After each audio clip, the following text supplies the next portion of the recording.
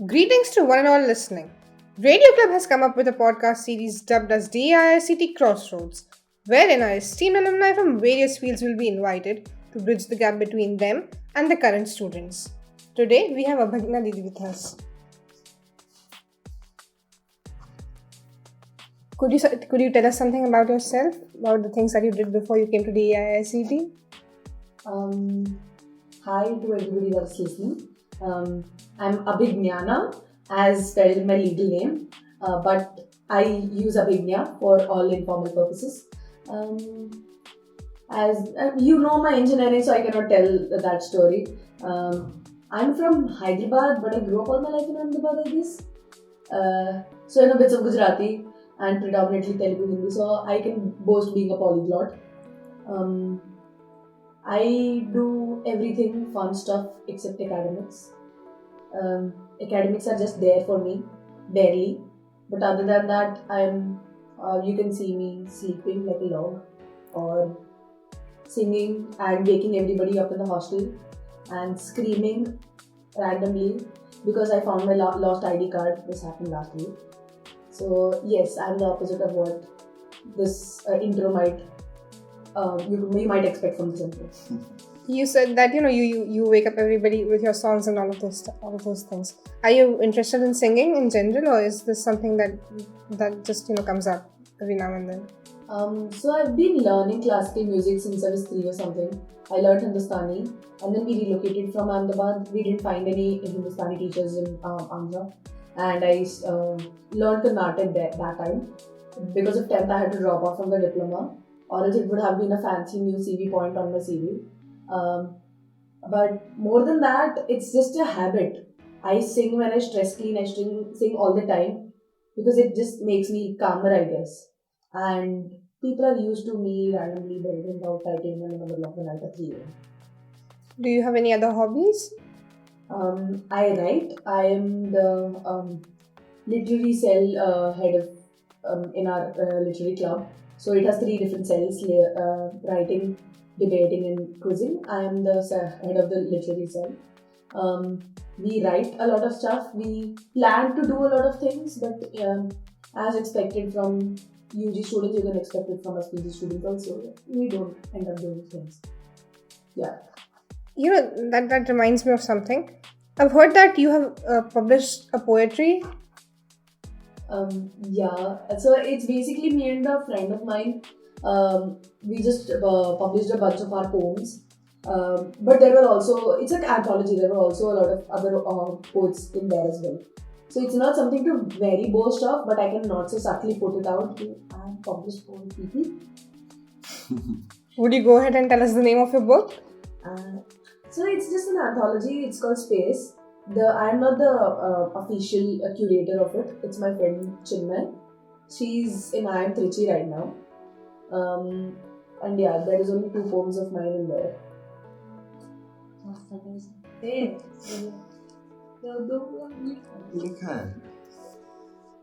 He's the same, verified artist of Shivam Pandita के song in that album he has 2 songs like that. एक song एक poetry.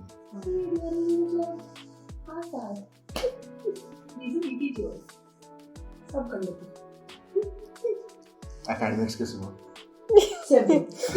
So coming back to the topic, do you still find time? Are you satisfied with the time you give to your hobbies right now, along with the academics? So obviously academic rigor at A is super tough. Deadlines are sacrosanct. This is a term which we hear every day. You almost have some project proposal or some group project or some music project to do all the times. And the deadline is 11, 15 and 59 all the time. Okay. So other than that, we know what will happen. Probably exams are happening right now. I had one midterm 2 days ago, and then I have some exams again continuously happening. But the problem is, no offense to everybody else at A, but we seem to inflate the whole academic part of it. If you listen to classes, And once the project is given, if we begin working on it, then obviously we can do it our turn. But no, we have to do it till the last day. 11:59. 59, even if it is 3,000 words, we'll begin one day before only. We'll think of the topic at that particular time and then we'll begin. I shouldn't be saying this, but okay. This is what we do. So other than that, our sports facilities are open till 2 a.m. Football ground and frisbee is court is it's just a garden where you play frisbee. So they are open all the time. People play in midnights and all. But the other sports facilities, I play basketball. So it's open till 2 a.m. We go at 12 o'clock. We play rigorous matches. There are PGPX students and there are PGPXs for executives. Executives, 1 year program. Yes. So they're quite older. And all of them play rough. It's not like girls will play LHC, boys will play LHC. It's everybody. It's a chaos. You fall down, you're gone, over. So there are injuries that I bear as my warrior scars. But I guess we play every day because it is, it makes you feel better at the end of the day. And classes are also random, like we have a DA. So we do have a lot of fun. I recently managed to go on 2 trips. So it's since the classes were online and someday if we have some holidays, we just go. We made a road trip to Mount Abu for 2 days. We roamed around what sunrise and came back. So it's not like our life is completely acads and placement. That's the bonus. Yeah. That's great. So, at what age did you feel that you want to do engineering? Like, when did you decide about pursuing computer science or ICT, if you may have? So I'm an ICC student. So we had computer Respect applications. We had computer applications, and then we had Java codes. So we used to do all this basic level coding. So I found my love there. I'm like, yay, let's do coding. So that's when I decided I do engineering. And I chose ICT because I realized that it was giving me an option to explore more. Because a lot of times we join engineering colleges, we take a branch, and then probably 2 years later, once we get into the depth of the subject, we realize that the subject is not for us. So that happens a lot of time. It was my biggest question, so that's why ICT gave me the chance to explore more instead of limiting. So I had admission from NIT Surathkal as well. My friends hit me on the head for not going there. So like an idiot, I chose this, but I'm not sad that I chose this. So DA is still on.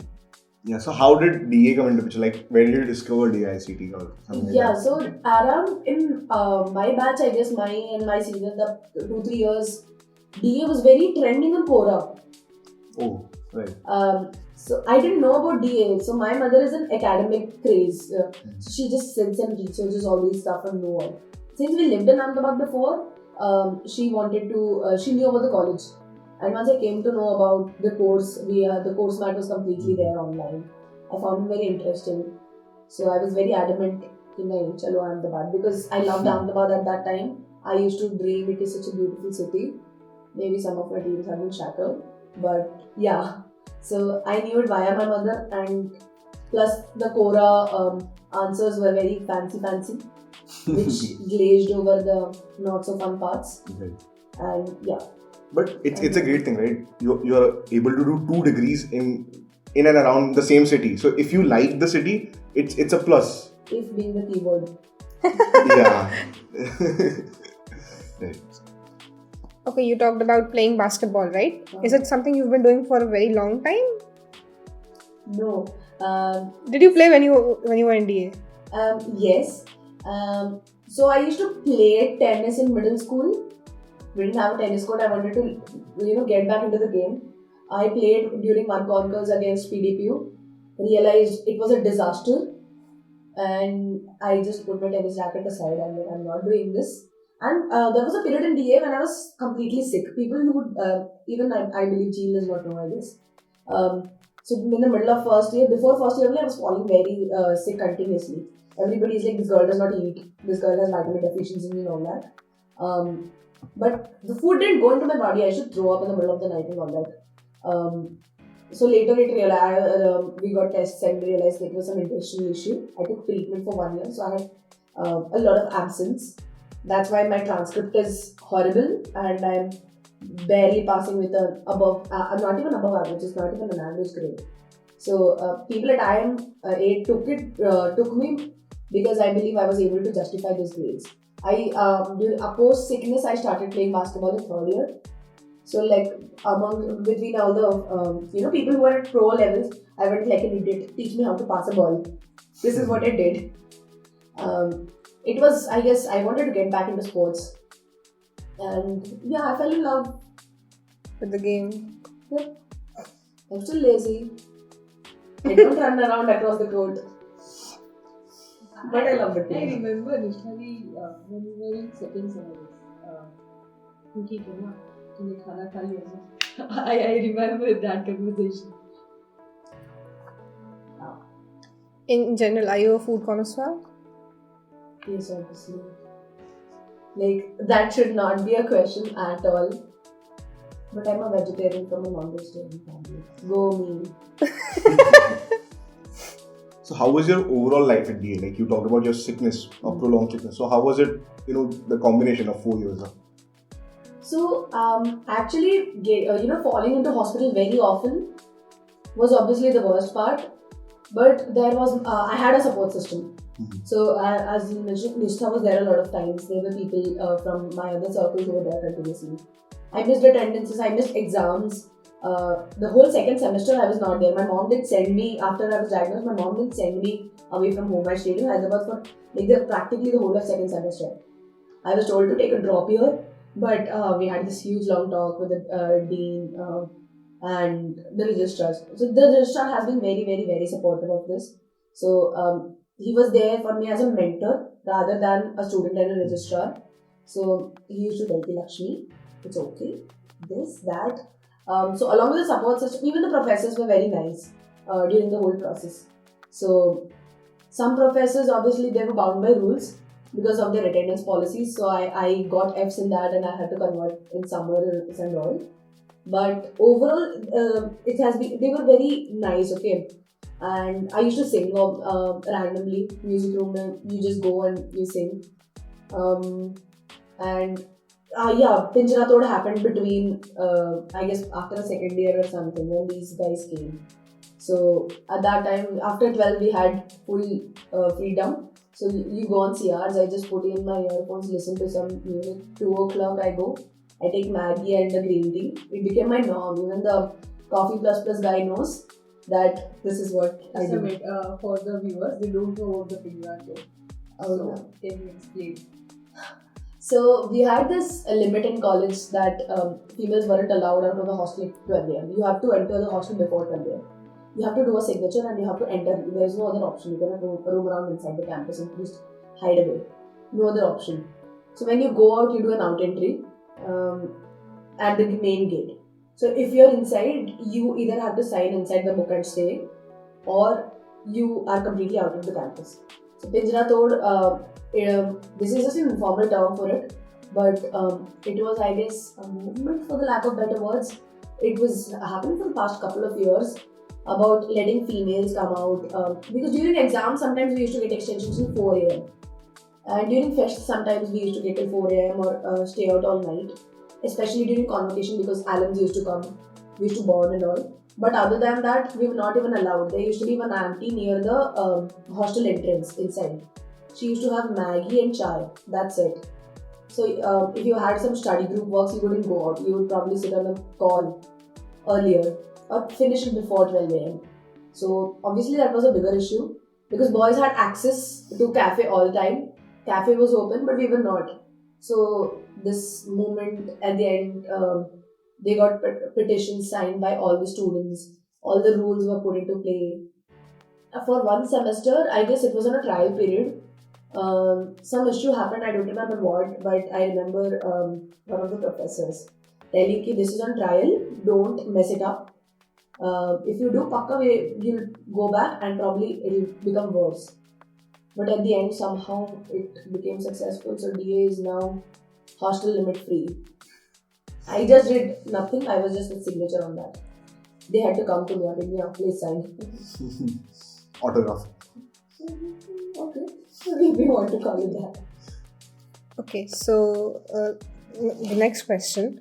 How has this pandemic affected you, in terms of what you've been studying at IIM and in general? So the worst pandemic hit happened when I was in DA, which was the worst part. I didn't get my farewell. I didn't get a convocation. That must have hurt. Yes, exactly. Okay, so I am not one for dressing up. Now you're looking at me. I'm like this. 2 hours ago, I was homeless in a hoodie. I shouldn't keep using these terms, but okay. So I look like I am just a typical engineering student with shorts and college tees. That was me. 2 hours ago also. Take bath once and So do I this. bought a sari. Okay, if farewell me, you have to wear a sari. It's mandated. I'm like, okay, I'll do this. And then I had an interview for one of the IIMs in Bombay. After the interview, I came back. It was holy break, and then suddenly they decided that we have a 21-day lockdown, and we just became sad. We realized that it will get extended. We thought no farewell, no convo. They were planning to do a convo, but I guess it's turning offline. They sent our degrees. Yeah. After that, IIM admission came. I did BTP 2 in summer. I divided my BTP. So between my BTP, I got my IIM admission letter. The minute I saw that, I was definitely not expecting A. I was expecting K or Indore, I guess. I was hoping that maybe I'd be waitlisted in A because it was the first ever interview of my whole life. I didn't think they will take me because I was overly candid, like I'm being now. So they took me and I screamed. My mom was talking outside to the neighbor. My sister was playing with the neighbor's dog, and I just screamed and I got it. And everybody came out and in the balcony they were just staring at me. They were like, okay, congratulations. Classes were also very weird because initially we wanted to bond and we bonded on Zoom calls. We had our online section war, cultural section war. It was online. We saw those videos. Seniors were giving us pomos, and we were like internally Crying. Crying and in Hindi कोस रहे थे. Okay. Why are you guys doing this to us? We've been through the same process. We're still waiting for our freshers, but now our juniors have come in. So the before section was again club run happens. So it's legit a club run. Yeah. So you have to go to the here you call it convener in DA, right? There we call it the club call. So across old campus and new campus, you have to run to the calls room and submit your applications. So seniors are called tuche and juniors are called fache. So, there are seniors across all over the campus. Club run begins. You have to run across dorms and rooms across campuses to submit. You cannot ask your friend to submit. You have to go and give your application. So they're just shouting, "Bhag, fache, bhag!" And imagine 400 PGP2s across campus shouting, and you all are running helter skelter. There is another high about it, which we didn't. Which is the saddest part. Even the section wars were like mellow on Zoom. We won. Our section won. So, section B supremacy. We won the sports and cultural section war. Thankfully, sports section one happened recently. So, something offline happened. So, after coming to campus, I guess it became relatively better. So, a lot of us had continuous internet issues. Some exams went bad. So that's why we are like voluntarily we'll come and take on our responsibility. So that at least we get good net facilities and all. We stayed on campus, but the classes were online. So that's a perk. Yes. Yeah. So you get to do the fun stuff. People went on trips, workations. People are attending classes from Goa. Yeah. So pandemic, it was good and bad, I guess. You get to do vacation. That's the good part. But the bad part is you don't have a name tag. That's the saddest part. We were asking professors to please just thode paise le lo. Kar lo. Because everybody had that name tag. You just put it PGP1 survival. We didn't have any of that. Yeah. I've been over talking. We were expecting that. Good. Thank you. Okay, so while you were at DA, did you take a lot of part in debates?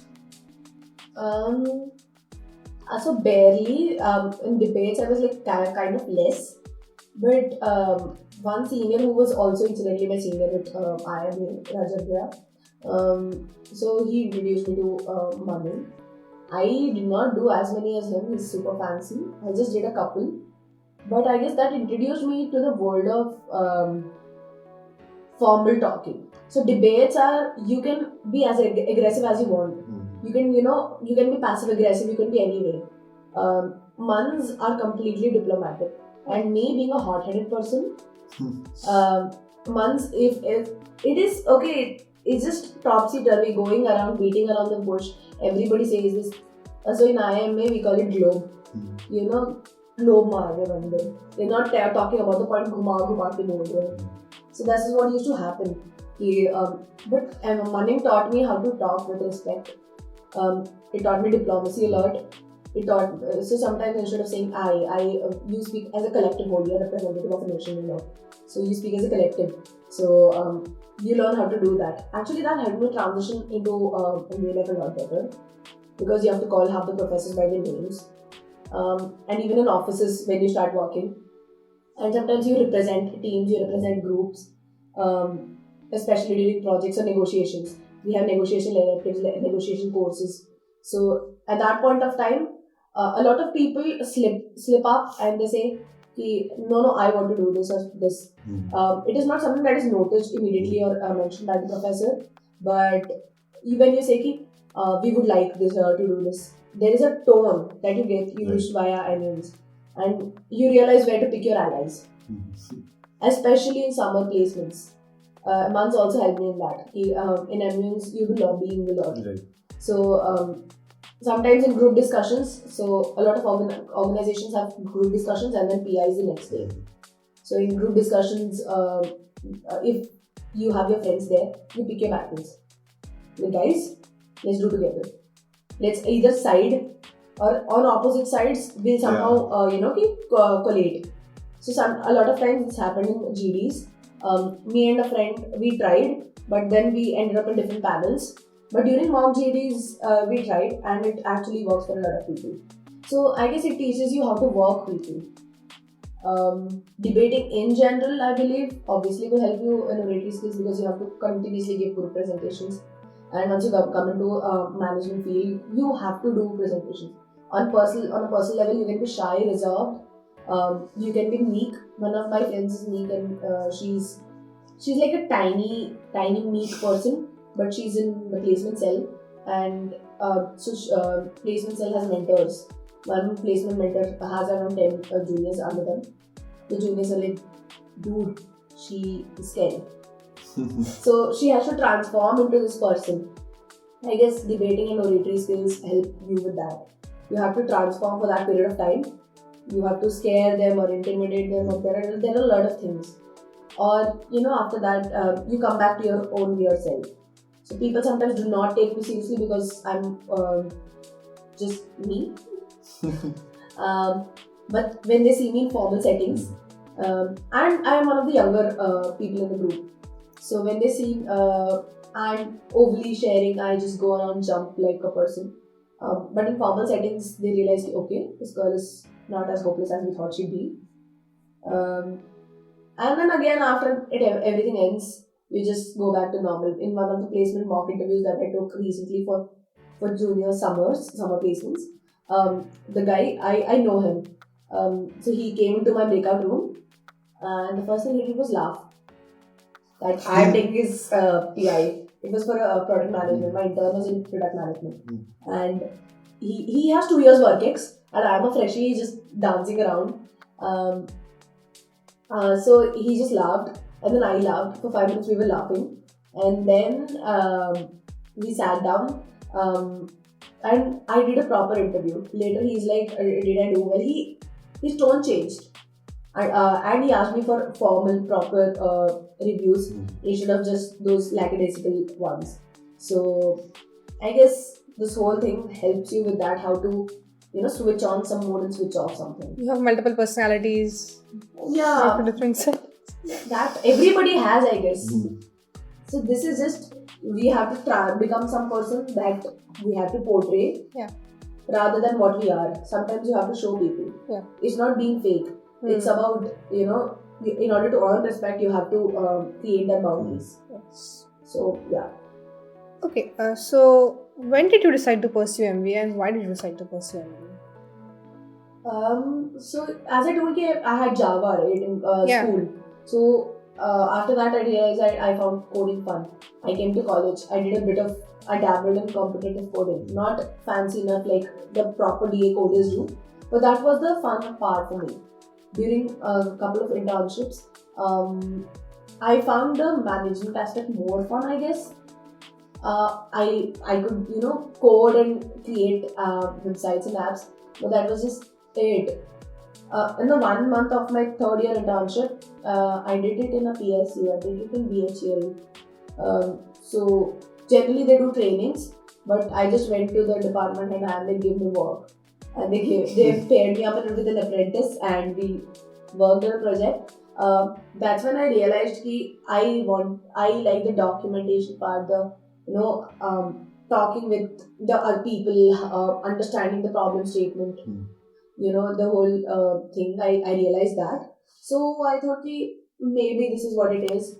And I talked with a lot of people. I thought at that point in time, CAT, a lot of people give CAT for the sake of giving CAT. I applied, keeping that in perspective.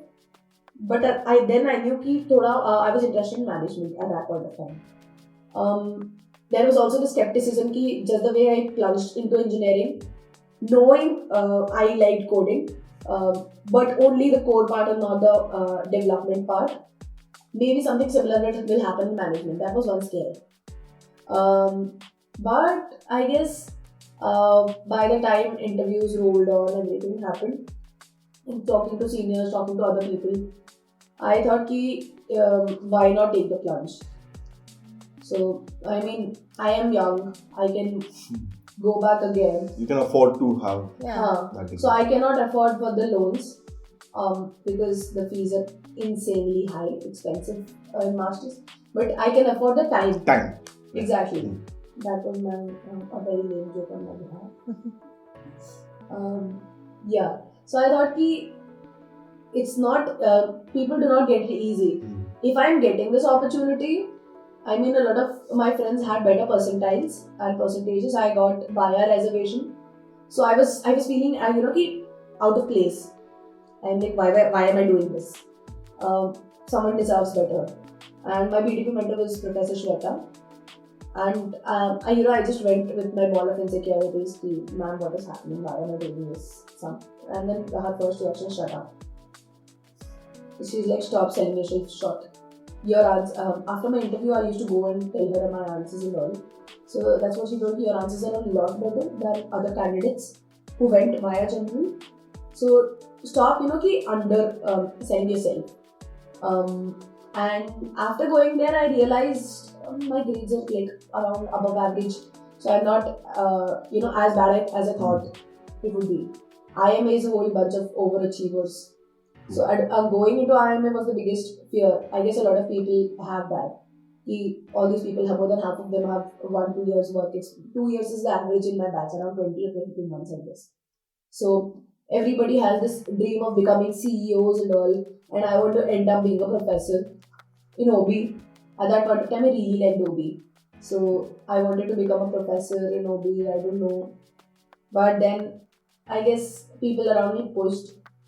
And I went for a month. It was still, awkward transition. An engineering freshie, who just does unless I'm folding it. I had to transition from that into a serious MBA student. And email signatures, dude. Who even does email signatures? It became an net part. Okay, right now I cannot send an email without a signature. And for a 20-year-old, that is still 20 or 21, I don't know. That is still key. Engineering, so you're just coming out here, email signatures are a part of your life. Email signatures seem very mundane and stupid and lame, but that's just one of the little things which is there. and some of the class people, you call it class participation. During class participation, they used to tell out their experiences. Yeah. So during my work, this is what happened, and I'm like, okay, I had this in my course in 5th semester. So it's still weird right now, but at least we can talk about our internship experiences, or experiences actually from classes. I do not even use those. I use my life experiences from high school and like whatever, deal with it. Right. So you said you were working for a PSU. So while working for the PSU, and you said you were a bit inclined towards management. So did civil services ever came up to your mind? Like, did that thought pop up? Like, let's try for civil services. So actually, more than me and my mother have been, with all due respect, we have been vehemently against going towards that. But during Manning, it brought out my love for foreign services a lot. Yes. And even some of my professional mentors suggested me to do that. But I guess it's just a personal choices.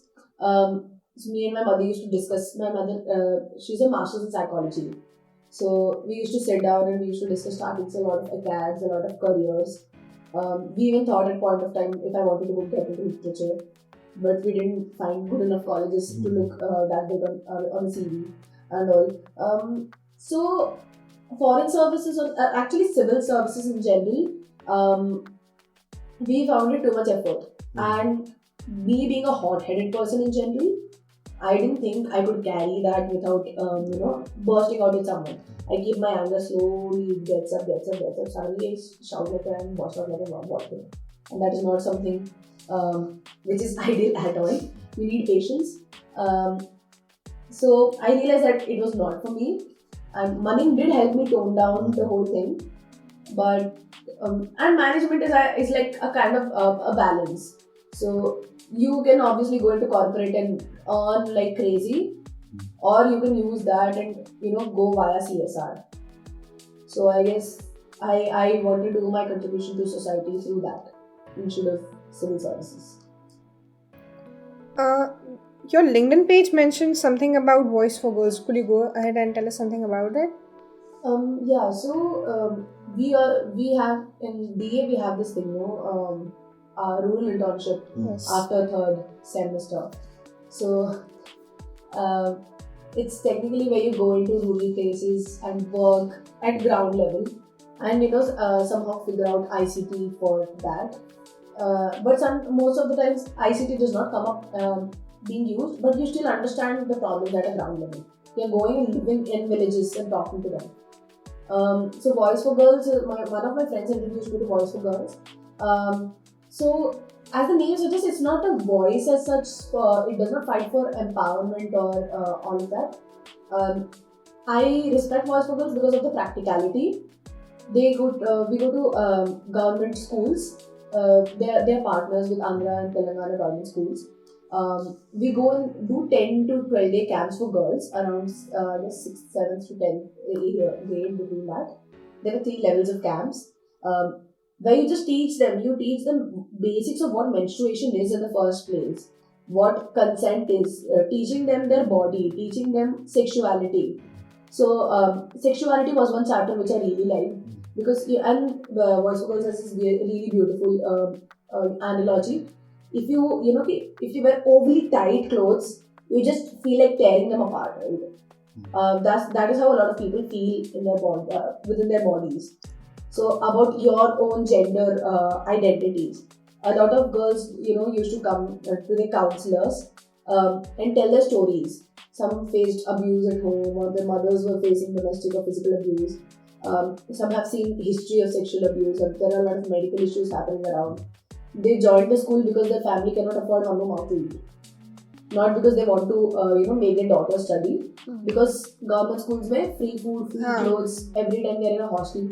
So we do not teach them to dream super big. We take them and we want them to focus on baby steps. If their family wants to get them married immediately after 10, like 14 years, 15 years, it is not about that. It is more about telling them to how to talk to their family to go beyond 18. telling them how to learn, little things for to contribute to their household, like tailoring. You can just sew something. So there are a lot of these little vocational courses or basket weaving or some things like that. So if you want to continue in education and your family supports, that is a great thing. But you can at least learn how to convince your family, or if you're, let's say, if your mother is facing physical abuse at home, we teach them how to convince the father to not do it, or how to convince the mother to stop facing that. She can go legally, or she can at least go back to her from her in-laws or something. So we teach them how to deal with daily stuff and make their lives better one step at a time. That's why I fell in love with the whole thing.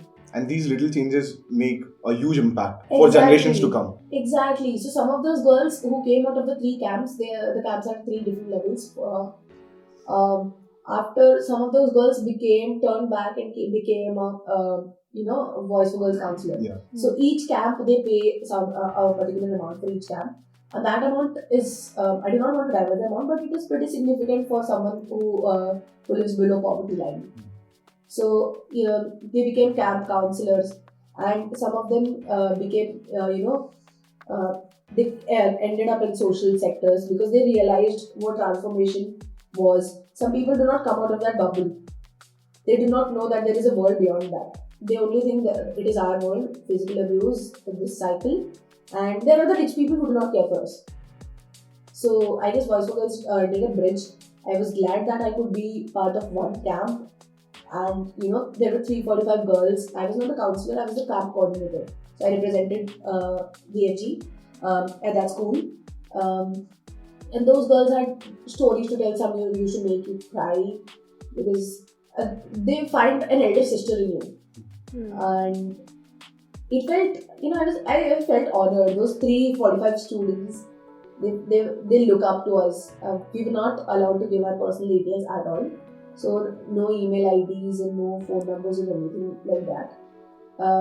But I guess once they look at us, they see an opportunity for a better life. A ray of hope. To escape. It's very poetic, but yes. To escape something. Yeah.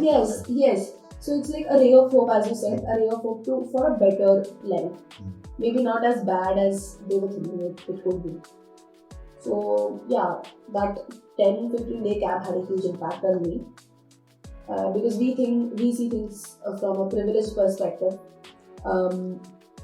So my ancestors come from very bad backgrounds as well, but my parents ensured that I didn't see any of that. So when I go back to my village, there is my ancestral house is a hut. Okay, so you go back and you see those little girls and you see your life and you realize that you have privilege of some sort. And to see those girls and giving them a chance, what my parents did, I'm hoping they do it, so that their children will have the life that probably I had. So yeah, that was one really good thing, I guess, that I did. Any other social cause that you've contributed to? Not to show off. No, just go ahead. So I didn't finish my RI at that time because again in the middle of the RI, after one camp, I was supposed to do 2 camps. After one camp, I fell sick. I went to the hospital. The NGO told he will not give me a certificate because it was a contract. Yeah. So Voice for Girls is, I did not have it on my CV as such. Yes. Because I did not have a certificate for it. But it's something I believed in now. But after that, I had to do my RI again in summer. I worked with an organization called AFRO.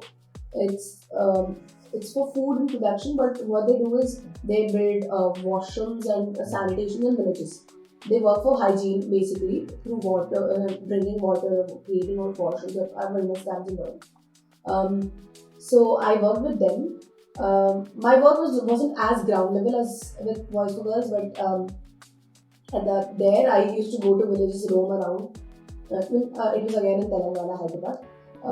So around Hyderabad, I used to go to the villages and we used to see campsites where they need to put more water tanks, or if the washrooms, if people know how to use washrooms, because sometimes they create washrooms and some people just find it too confining. Yes. After being used for 40-50 years of their life, with open bathrooms, for the lack of better words, actual creative bathrooms, they feel weird about it. So it's not just about creation of washroom. You have to convince them. You have to tell them the side effects. To change the practice that they've been. Yes, exactly. So I spoke to a couple of people. They told their stories, which was the good part. But I guess my contribution was more towards creation of awareness camps. I guess this is also part of my management aspect, I guess, where for awareness camps for students or in those Anganwadi schools or for ladies of the villages. So we used to schedule and create the whole camp structure as to how it is going to happen now. So I guess my contribution is kind of indirect to that. Other than that, I do little things which is not worth mentioning, I guess.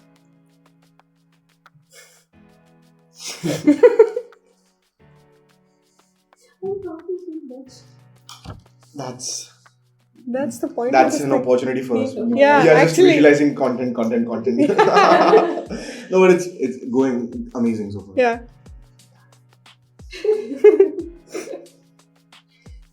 Okay, so could you talk about your life at IIM? I mentioned about that. Yes, it's already been covered. So It's been covered. No, but what's the best aspect about being at IIM? So I had this come to Jesus moment 3 to 4 days ago. So we've had hybrid classes beginning based on the professor's choice. Some people submit a consent form and all, and you sit, a couple of students sit in the classroom because our classes happen from the classroom. Faculty live on campus. So from the classroom there is a huge setup where the classes happen. So some benches were there. Used to go. I applied for it long ago. I submitted the consent form and everything, but I didn't go to the classes. From my dorm, it's like my dorm is the nearest to the classes, and I didn't move my lazy bum from my room at all. But after the Come to Jesus movement, I was like, what am I doing? I'm in IIM out of all colleges, and if I'm missing out a class experience because I'm way too lazy, it's not lazy, I guess it's inertia. Yeah. Because of that inertia problem, once you go to class, you realize how awesome that is, and you don't just fall down like this. So that is the best part. A couple of days ago, and the professor, I had another course of him. He's one of my favorite professors. So it is a course in behavioral and experimental economics. So the topic was also interesting the day I went to class. So I'm like, okay, this is the best part. And then after that, yesterday, there is this thing called CMGI. I don't know. It's a center management for gender issues. Yes. So they have Friday safe spaces where female, gender, and sexual minorities come together at the campus and talk. It's like a safe space basically. I've been meaning to go to one of the sessions for a long time, but yesterday I went. And yesterday was the first hybrid, by the way. So I didn't go because it was hybrid, because I told you the moment. Inertia. Yes, the moment where you realize that what are you doing staying in your dorm room doing nothing. I went to the talk. There were only a couple of us. There were 8 to 9 of us, some faculty, some research associates, and some PGP students. And we talked. It felt good. We discussed about some controversial issues that was happening on campus, and then the professor is asking about if someone is being too forward, what do you do even if it's in a romantic or non-romantic sense. Some people started telling out their stories, and we realized that even IIM out of all places did not have mature people with PQ. So yeah, I guess it happens everywhere. You assume that people have maturity and they know where to draw boundaries, and these people are going to be, I guess, future CEOs and having big positions across the world, and you realize these people do not know boundaries. These people, there are sexist jokes all the time. After the gender sensitization, I guess we have a DA also, no? Yeah. So after the gender sensitization, people crack jokes about it a lot. So for if you want to cut this out, or if you want to keep it. But for I guess it was about sex. There was something in the sensitization, and instead of using the word sex in the first place, they used tea in IIM. As an alias. Tea, chai. Oh, okay. Okay, they use it as an analogy because it's funny. It stays in your mind. So it obviously stays in mind ki chalo, you just tease your friends ki chai and all that. But yesterday that's what we were discussing, and we realized that it became a meme more than the context. So the tea stayed and the teasing stayed. But the reason why the tea analogy came out, it did not stay. I did get the tea and the teasing part. Yes. Yeah. Nice. Sure that I'm proud of you. Yeah. So, but the actual context of why the analogy was brought, no. People just crack sexist jokes and they call it dank humor. I mean, I love memes. I love dank humor, but there is a very thin boundary. Boundary. And people just joust over that for a week. So that we plan to discuss continuously and do something about it. Because half the people are not even interested, especially on Zoom. You can just bite your nails and chat on your phone or watch movies. Nobody will care. You just have to log in your Zoom because it's mandatory. So it's not working, but it's working. So this felt like a very, I don't think productive is not the right word, but this felt like a discussion where you just realize that it's there everywhere. And you somehow have to, either deal with it or do something about it. You don't need to get out on the streets and protest. That is a bit too extreme for me. This is a personal opinion. But at least if one of my friends say something, I can at least hit that person on the head. I'm not promoting violence. But I will do. So are you someone who's, in awe of the architecture that IIM-A has? Like, are you a fan of the red brick structure or the Louis Kahn Plaza? So interestingly, I have a course we're called Hitch. It's a hitchhiker's guide to economies across 5 centuries. So it's a beautiful course, and Professor Tumbe, his name is Chinna Tumbe. He's also into collecting archives. So we do presentations on different sets of people in the course, and we cannot quote a source randomly or a research paper. So if we are telling anything, I had to work on laborers. So we had to find labor representatives, famous labor representatives, and talk about them. So I spoke about Lucretia Mott. Lucretia Mott is an American spokesperson who worked for labor rights and female rights. Okay, so she was an abolitionist. She was anti-slavery and all that. I cannot say she was anti-slavery because I read it in a research paper. I have to find proof for that. This is what the course was about. Okay. So the sir has begun finding proofs. So we found out, we dug out newspapers from 1800s, and we dug out letters that she sent her. Her servants printed newspapers. So that and we have this time in campus a new. They've set up an archives exhibition of IIM-A, and we had a session where we just went through with the professor in the archives exhibition. It was set up by NID, and the content was brought out by Sir in the archives department. And we learned a lot about Louis Kahn Plaza. We learned a lot about. So apparently Louis Kahn was not there in Ahmedabad for a long time. He just came for a couple of days. And it was B.V. Doshi who was actually... Yes, exactly. So there were a lot of people. So he just did a mock structure of an arch, and based on that he just drew the designs, and people continued that. So IIM-A is beautiful with its symmetry. And we realized the current structure of IIM-A and the structure initially proposed was slightly different, but obviously the symmetry makes you feel beautiful. And sometimes when you just sit in front of the Louis Kahn Plaza in the library, then you just sit on the grass. There are doggos coming around. I used to be super scared of dogs, but I'm in love with dogs right now. And you just have those moments.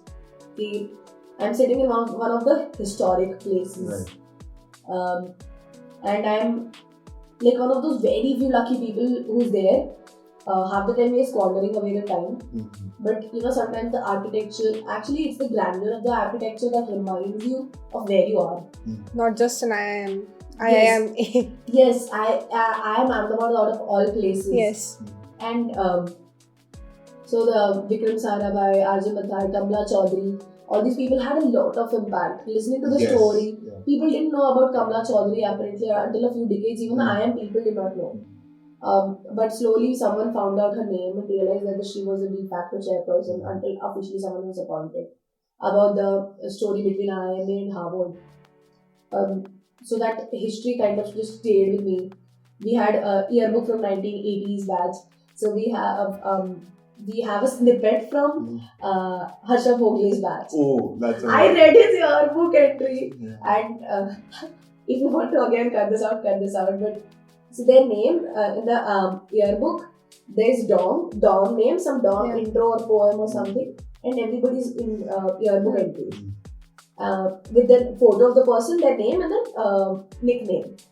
So Harsha Bhogle was called Oogly Doogly Boogly.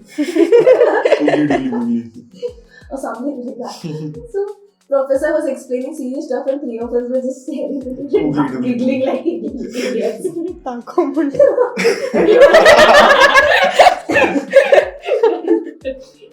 And dude, I should remember this. Who is this person? The head, the second cell, maybe there's some Nair. Which Nair? S, her name started S. Miss Nair. No, it's a female. She was also, I guess, in that batch or something. And suddenly you realize these people stayed in the same dorms as you. Yeah. These people It might be overwhelming at times. Yes, exactly. And those yearbook entries were kind of very powerful. They have obviously yearbook archives from when it began, I believe. One copy stays in the archive department. But you realize that you are one of those people. Maybe 20, 30 years down the line, some of my batchmates might be as amazing as that. And you're in the yearbook, you're with them. And they were your classmates. Maybe you drank chai together and you all cribbed about some, if it was an engineer, we cribbed about some finance of, accounting courses. And you woke them up for exam, like, wake up! And then you realize that those people are doing something. We believe that you will be. Yeah. And we'd be the people, we had a podcast with them. So, what are your views on the restructuring of the dorms that was recently trending? Like, they want to, help the structure, as they were quoting. Yeah, so one of the alumni, I believe she came to campus, so we just had a couple of us had an informal talk with her. And alumni are very keen on doing something about it. Yeah. Restructuring of dorms. So there is one dorm where the archives is there in the ground floor of it, dorm 15. And the dorm has been renovated. The overall structure has been kept intact. It has been supported in different ways. But the rooms, they have been, I guess, they didn't modernize it. They just made it more livable. So I am in one of the old dorms and I am in the basement. So IIMA hostels are on an elevated floor. So the basement is actually ground. I don't have a balcony for the basement. Students don't have a balcony. But my room overlooks the mess and the garden area. And the balcony area comes into my room. So I'm pretty comfortable. We found our zone. There were 4 of us. We decided we'll not move upstairs. After first year, we had the chance if we want to move upstairs. We decided, again, inertia only. Inertia is the secret reason. But we wanted to say we found a comfort zone. We just stayed here. And sometimes light goes off. The room is pretty old, actually. And then one of my shelf has some note written on the inside. I have to one day, check it out who's written it. Maybe it's 30-year-old or something. And sometimes my whiteboard has come off. I had to get a new whiteboard. So these technical issues are obviously there. And some people want them completely changed. But there is a charm about it. As I told you, these people have stayed here. Like, historic people have stayed here. So maybe, I don't know, one of the famous people stayed in my room. And I'm just staying in that room. So there is something about it. The moment I entered into the room for the first time, And then someone had written, I want an OB, I want an OB, I want an A+ in OB.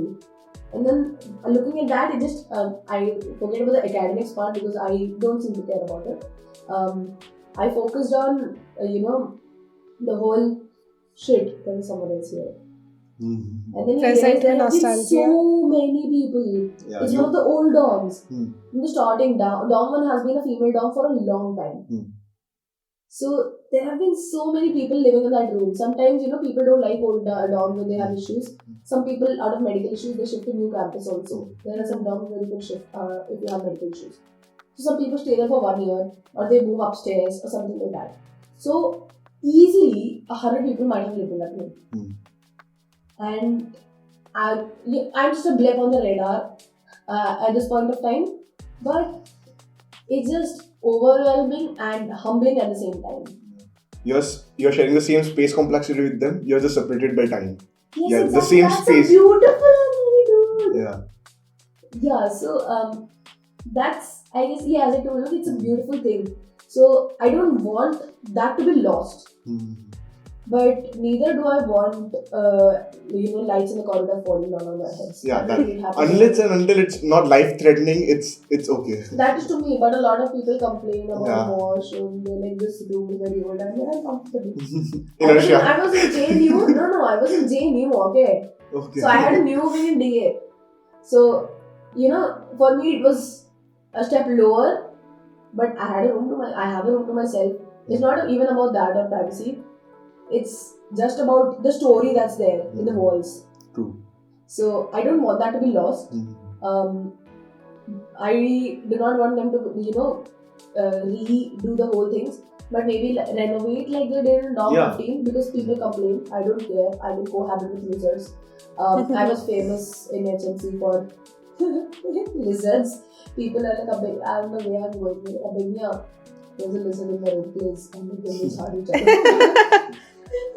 It's famous for lizards. Yeah, even I. And mosquitoes.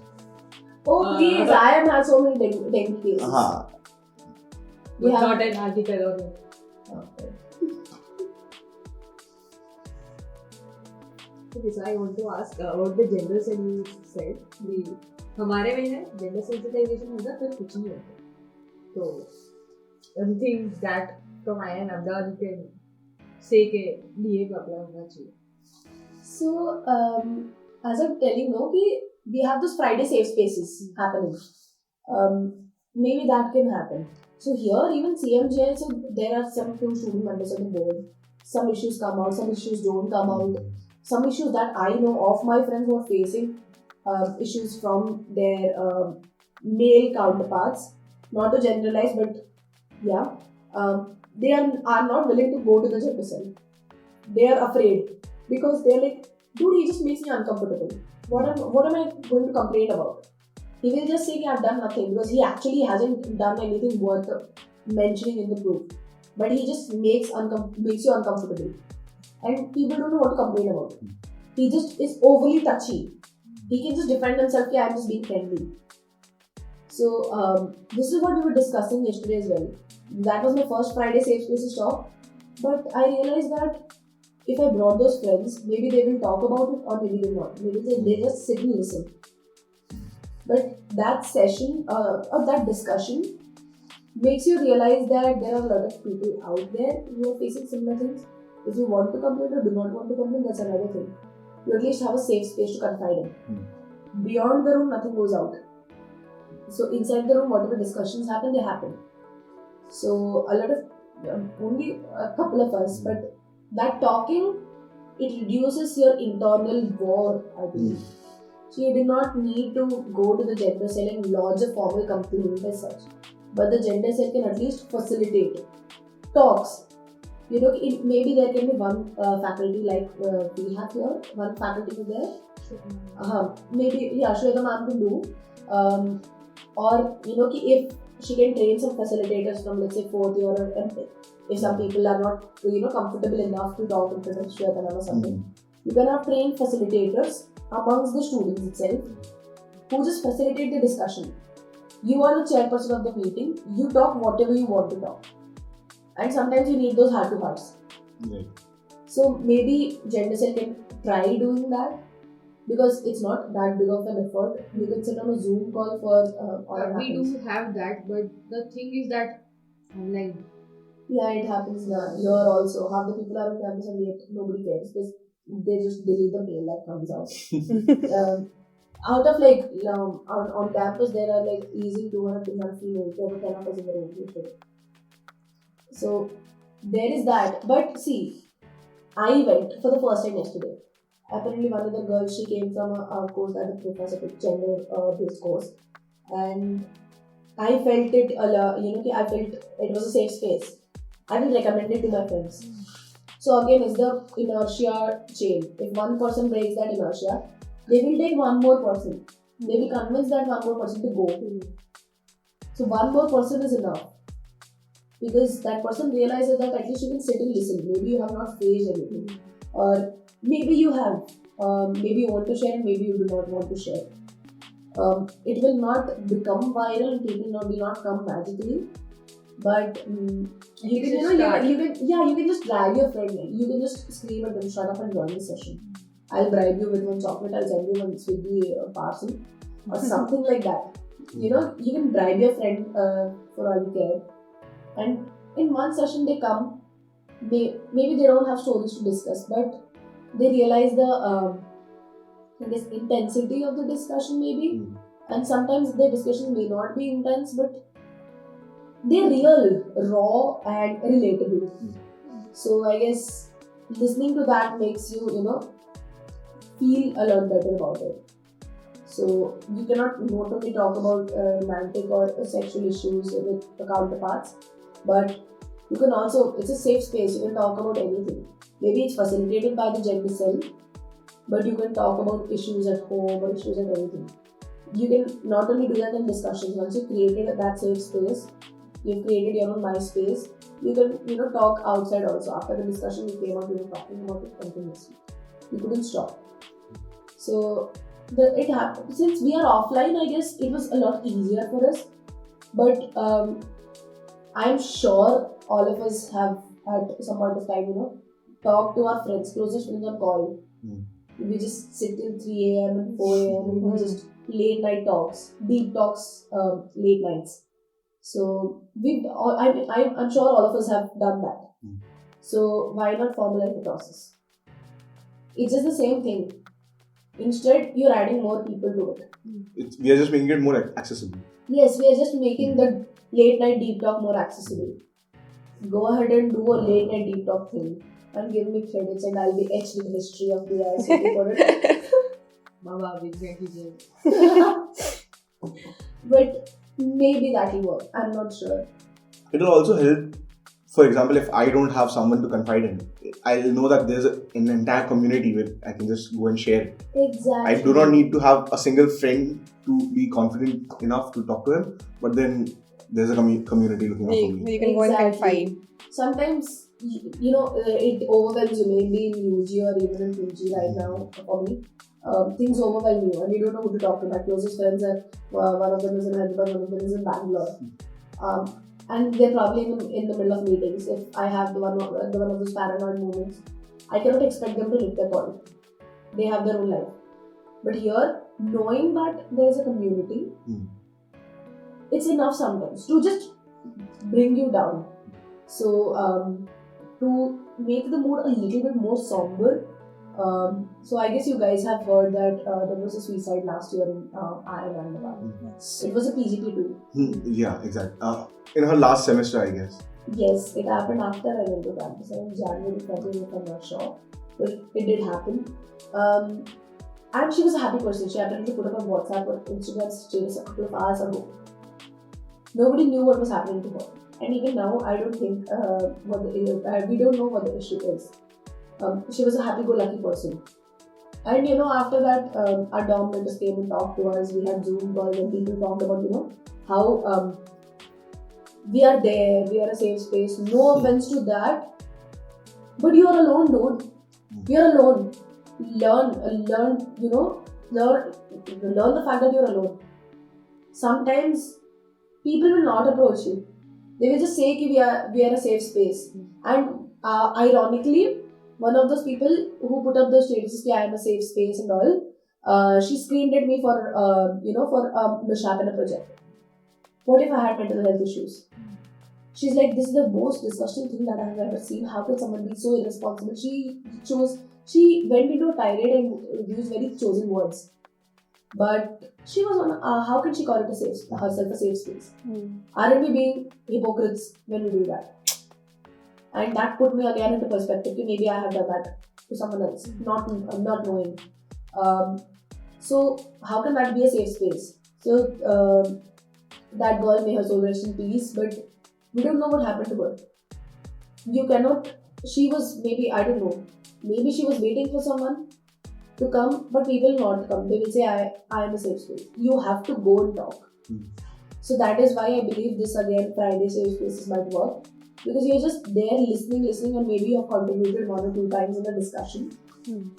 Once you learn how to open up in a group and you know that you will not go out of there, you're not depending on them, but you're at least letting out whatever you're feeling. So, I don't know if she went to Friday safe spaces or if she did not, but it sure, reminds you that you are alone. I am anti what people say, supporting and all, because it is not that I will not be there for my friends at the worst time. Sometimes I legit have a reason. Maybe my phone is dead, maybe I'm in the washroom, maybe I'm, sitting in an exam, or maybe I'm doing something else and I haven't even looked at my phone. Maybe I thought she just, wants to talk for some time for something. And I just drop her a text, maybe, let's talk later. Maybe she's in her worst spaces at that period of time. We don't know what will happen at that particular time. So you cannot expect anyone to be there for you. You can always be there for someone, but you cannot expect the opposite. So it puts you in place. It reminds you that you are alone, but if needed, you can at least go to the community instead of the people. Instead of individuals, you can go to speak at the community. You don't need to go specific into details. You can just go and listen. Listening to discussions like that also lightens the load you're feeling inside. So yeah, I guess overall this puts things into perspective and humbles you down and reminds you that you have a family to depend on, and things might get overwhelming. You will be alone. This is my personal opinion again. You will be alone at the end of the day. But you have to create your own safe space. You have to find your own coping mechanism in case of worst time. Sometimes these safe spaces also might not work. And in the middle of the night, you're having a panic attack, let's say, or an anxiety attack, and you don't know what to do. At that point of time, you have to learn how to bring yourself down to earth. So I guess that is important. At least during these discussions, maybe learn how to do that. Instead of depending on the people, maybe learn how to find your own, how to bring yourself back. Counting numbers might work for some people, for some people it might just make them more twitchy and angry or more anxious. So maybe in that process, find what brings you down. Maybe that will help. I don't know. There's a whole boatload of somber deep things. Just a moment, I'll have to plug it in.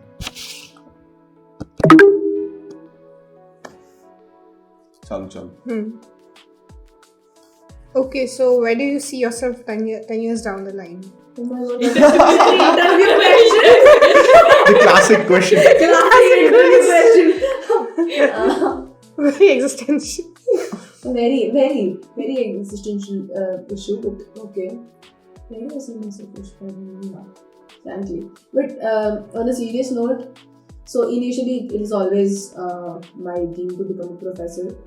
So, but I directly do not want to jump into the world of research academics without, seeing how the corporate world is out there. Yeah. Because the students will come and legit, they'll be like, "Aapne kya ukhad liya, humko sikha rahe ho." They'll just be like, you don't know anything. You haven't seen how it works in real life, and you're just looking at the theoretical aspects of it. And how will I know what subject to, involve myself for 4 years and for the rest of my life if I haven't worked on it? So maybe in 10 years, I do see myself, at least pursuing my PhD, I'd say. But I don't know, it can change. Once I get out there into the world, that is when it comes. But my love for teaching will not stop. I'll somehow do it.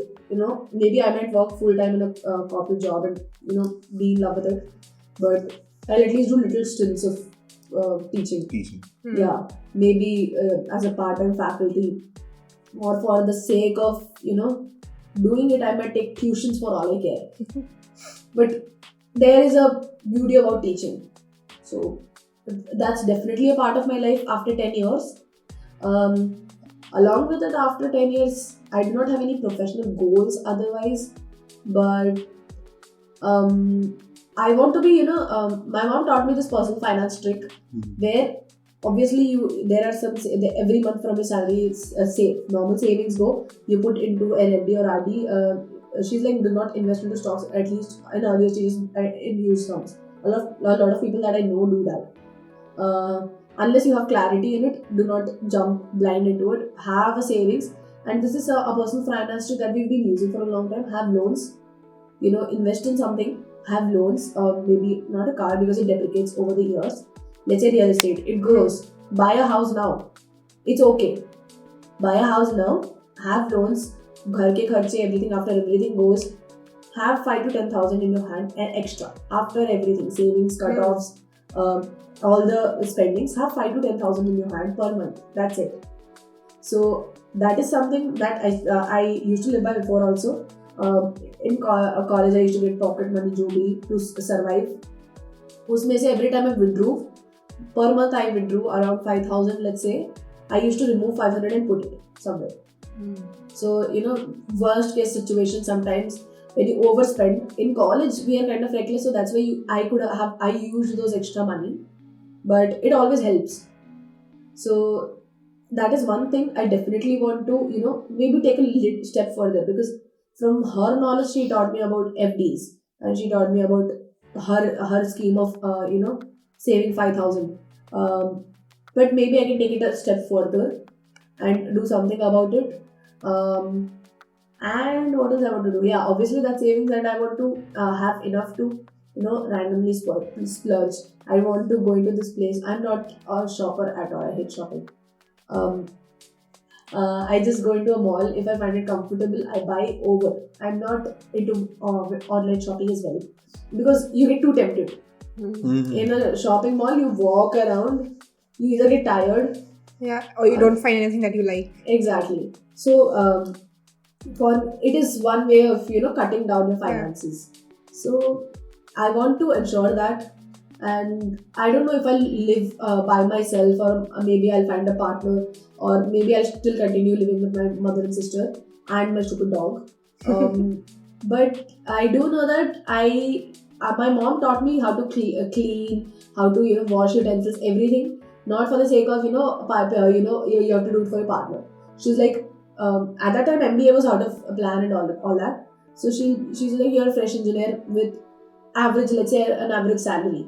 Whatever you're earning, you want to be independent. You have to everything goes in bills and everything. If you have a maid to cook for you, if you have all of this, that will only add to your finances. So learn to do it for yourself. Learn to survive. Learn to cook. Learn to clean your own room. I guess that's a good part of DA, that you have to you have to clean your own room. My room was like two different. I don't know. Half side was clean. Half side was a royal mess. My roomie, she was, let's say, a klutz.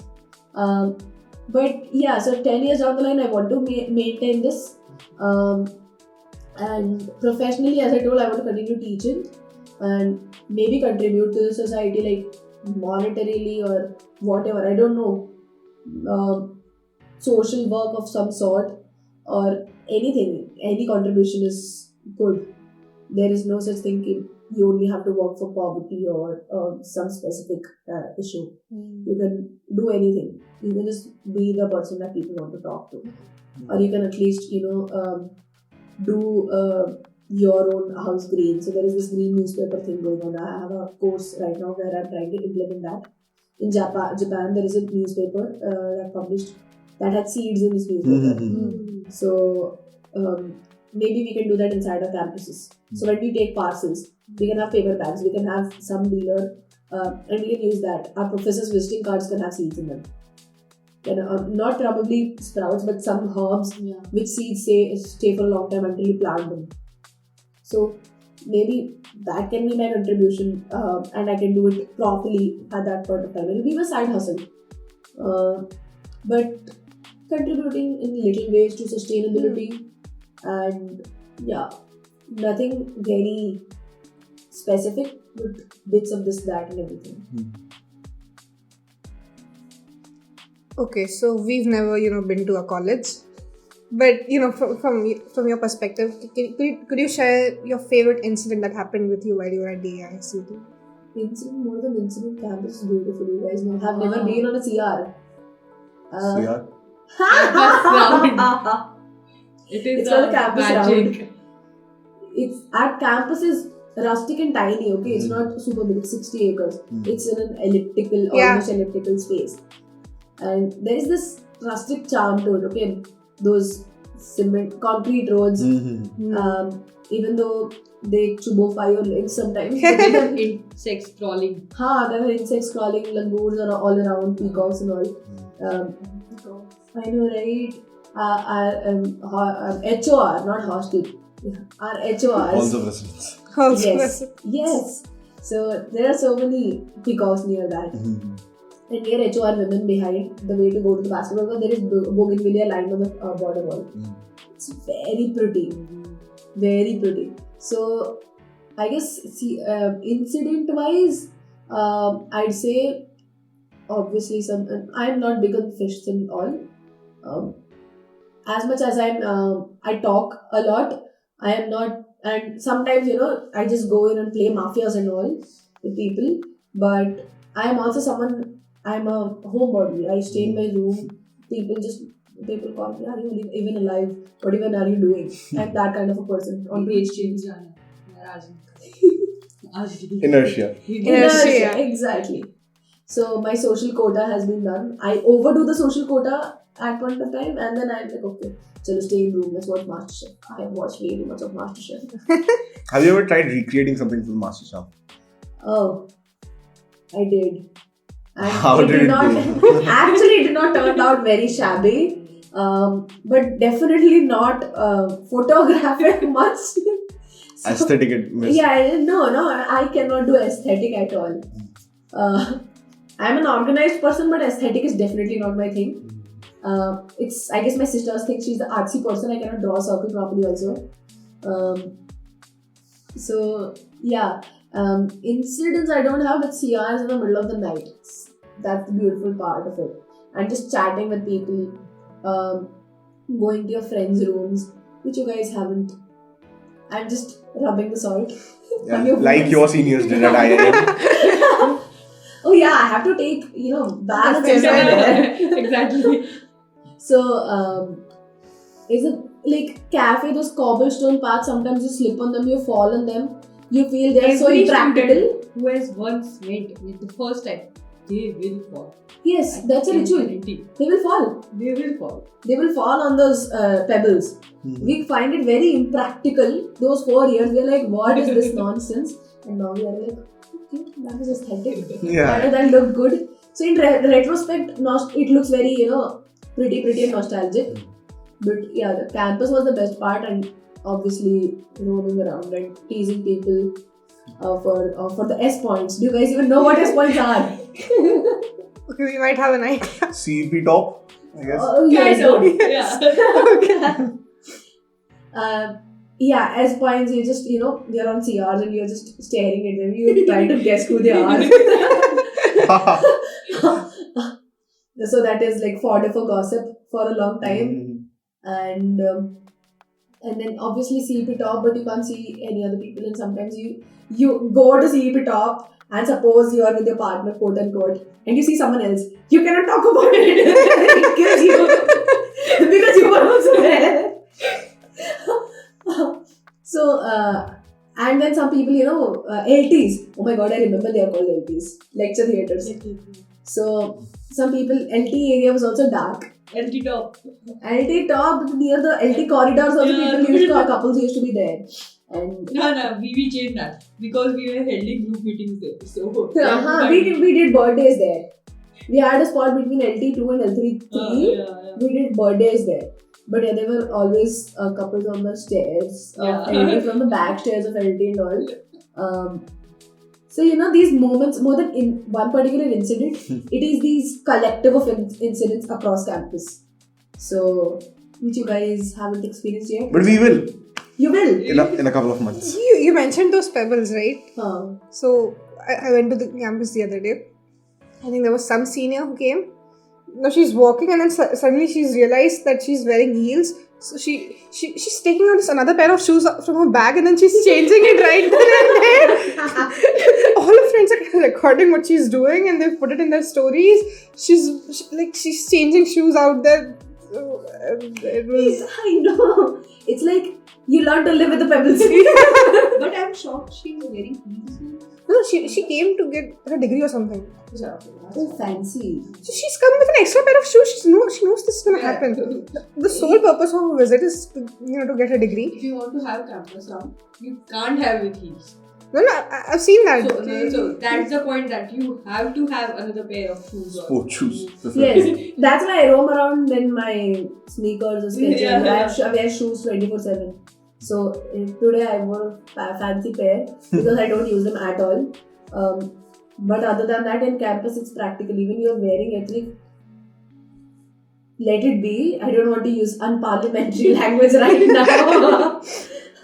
But let it be and wear shoes. It's practical. Yeah. It's a trend by many of our teachers. Like they'll be wearing saris or dresses and they'll be wearing Skechers. Yes, and it's a trend. The best part. It's a trend. It's even taken over Navratri this year. Like people are wearing shoes. Even we had Garba night. At IIM. She's doing this deliberately. No, I had one turn, so I'm okay. So internally there were only a few of us, but yeah. So we know that our legs are going to die. Skechers, we are all wearing Chunachali and we had Skechers. Just cover photos. And some photos deliberately we showed off our shoes. I guess we did it in Tarang also. Yeah. So it is impractical. Mm-hmm. So you do things like that. And especially in DA where the roads are all, haywire, you just like Skechers and best. Right. Safest if you do not want accidents to happen. Anything you want to add? What? The show is over. Yeah. That is from us. What else do I want to add? Firstly, I don't understand very quickly. Secondly, I've just been talking like an idiot. But on a serious note, be it online or offline, DA is like, I guess everybody might feel the same about their own college. Academics will be there. Clubs and committees, you'll find your own families there. Sometimes you might not fit in, even though you're technically very sound with it. You might just not, mix with the club. You are operating in two different frequencies. I don't know about academics at all, but at least DA will teach you how to come out and live out in life. One of my friends was so protected, like she never used to even order food when we used to go out. She wouldn't even tell to the waiter or call that person. And she went out during her BTP, and what she did was she learned how to cook. Mm-hmm. She couldn't even boil water at all. She was that protected. During DA, the 4 years or 3.5 years where we stayed, at that time also, we kind of protected her. We pushed her to talk, we pushed her a lot. But at the same time, when she's like, we used to, do public things for her. We used to help her out and all. But magically, when she went to Bangalore and she learned how to cook, she's like, B, I made this. She sent me pictures. And then definitely I do not believe that you made this. She made upma, where you just have to boil the suji and add tadka. But still, that is a huge achievement. Yeah. Right. DA teaches you that. It teaches you life. You have to learn how to, jhadu, and pocha your own room. I do not want to use the English words because it's jhadu and pocha. Yeah. You do that to your own room. Maybe you will not do it right now because you're in online, but maybe you can try doing it at your home. Very For true. a couple of times you can just experiment, maybe weekly once. Like Mothers would be very impressed. Tell your mother, Mummy, DA experience. Give me jhadu. Let me find my own room. एक बार पंखा साफ करो ऊपर चढ़ गए. Exactly. So, I guess it teaches you life. There are a lot of courses. My BTP was in literature. So, it is one of the better parts where you can explore other choices also, especially in the humanities. We do not have humanities as professionally to major or minor in, but we do have the department. We do have professors who are working in humanities and literature. Those courses, those electives, they will give you a chance to explore. Maybe you want to switch majors, someone might go back to bachelor's, or someone might choose it in their masters. But there is always that opportunity. A lot of engineering colleges do not do that. Their BTP has to be very technical. Mahabharata helped me, sell myself to IIM-Ahmedabad because they asked me, what did you do? I didn't have much on my CV. I was telling you, this is my BTP. I'm kind of doing research in Mahabharata, on the narrative of it. So they asked me a couple of questions and I answered. They told me my learnings and they told me what I drew from that into management. I said a couple of things, and it wouldn't have been possible if I had done it in tech, I believe. So DA gives you that opportunity, and not all professors, but a lot of professors are very, very friendly. You can drop them an email, you can talk to them. I know even I don't do that at IIM. Most of the times you don't do it, but you just suggest to other people because you regret not doing it. But at least talk to seniors and alums. I'm jobless at this point of time. I have exams, but I'm jobless. It just feels good to reconnect. There is this whole, base of alums putting up a lot of good things. Every college, I guess, gives you that. But for us, it is DA. So you're in second year, you do not have campus experiences. But you can at least hear them. Maybe you'll cry right now. Yeah, why are these people giving us FOMO? But at least you'll have the stories to carry on. When IIM is only 2 years for me. So we do not know a lot of events because our seniors didn't show us what to do. Their seniors made it too. The transition didn't happen. For you guys, there is 4 years. That knowledge transfer KT thing, quote unquote. For you, it's there. KT need not be academically only. There can be little DA things. Those CRs and the S.1 T's